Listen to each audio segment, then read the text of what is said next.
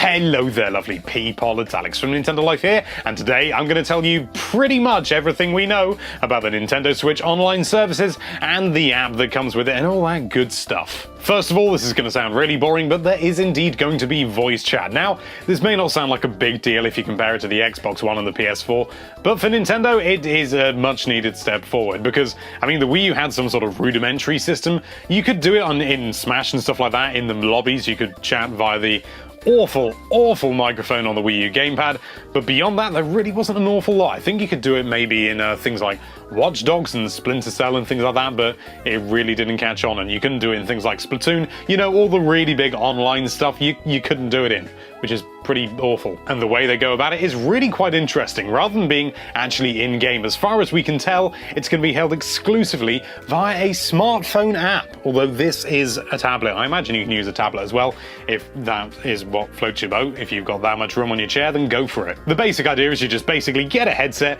plug it in, and if you've got an iPhone 7, you're going to have 55 different adapters coming out just to be able to do that, and you just use it as though it were like Discord or Skype or something like that, and you can chat to your friends, and it communicates with your Switch, so you're always going to be connected, and so it knows what game you're in, and you know, we think you're going to be able to like send invites via the app, and it'll appear on people's consoles and also the app and stuff like that, so there's some nice integration. Think of it like a Xbox Smart Glass, but actually working and useful. And you can create lobbies with your friends, and you can also connect with people via social media, so you can link up your Facebook, your Twitter, maybe even LinkedIn if anyone really cares about LinkedIn, which at the moment I think they really don't, and you can just invite people in through that, so you don't have to be friends with them on the system per se.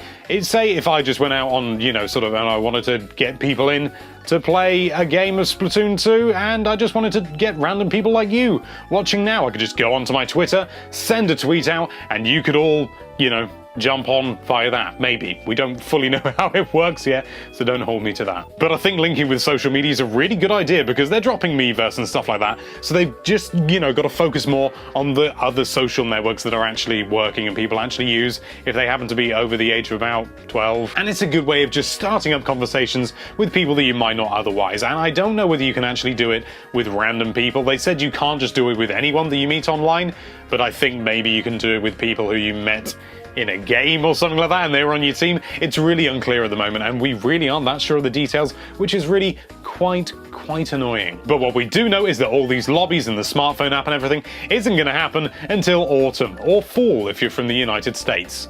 That's the same thing. Yeah, to begin with, it's just going to be like a trial period where you don't have to pay. Yes, you do have to pay for this service, and I will get onto that later, but you don't have to pay to begin with from March through all the way to autumn. It's just going to be free to use, and you can just go online and play some games with people, and I think it's kind of like a stress test for the servers, and also I think they need to sort of work out exactly what they're going to do with it. Maybe they're not all the way through in development for the app. Who knows? But all we know is you're not going to be able to do it quite, you know, when the games actually launch. I mean, the system, not the games.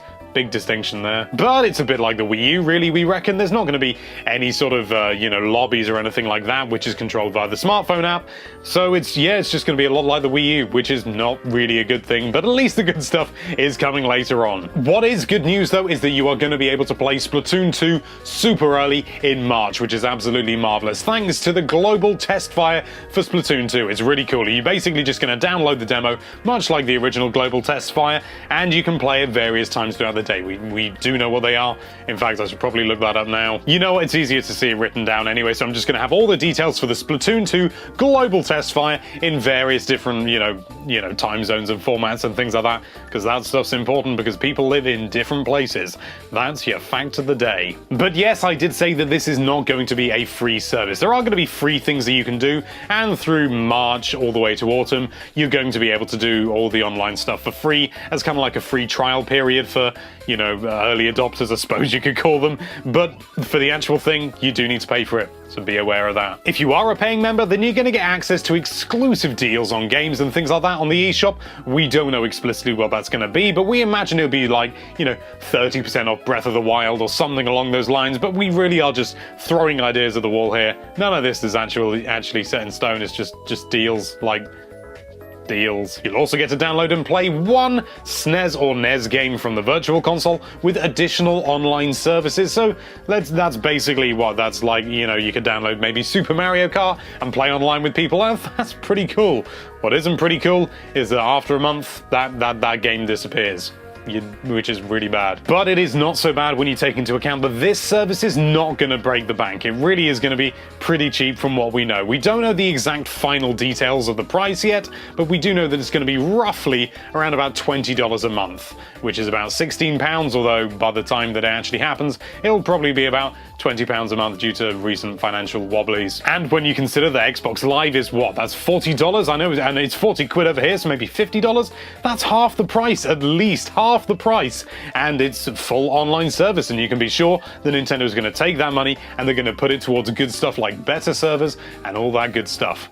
Hopefully. If they don't, I'm going to be annoyed, and I'm coming for you, Nintendo. And that is about all we know about the Switch's online services. Unfortunately, Nintendo's been really quite quiet about it, so chances are we'll just have to wait until launch to get all the full details, but, well, that gives you an idea at least. We like to put all the information just in one handy little place. We thought that would be handy for you. If it's not, I'm sorry. But what do you think? Do you want to pay for this service, or do you just want to have it for free? That's a stupid question. Everyone wants everything for free. But do you think that Nintendo has the right to charge for this sort of service? Let us know down there in the comments. Thank you so much for watching. If you like this video, then why don't you get a much cheaper subscription service by clicking that subscribe button, and be sure to check out nintendolife.com for all sorts of lovely Nintendo related content.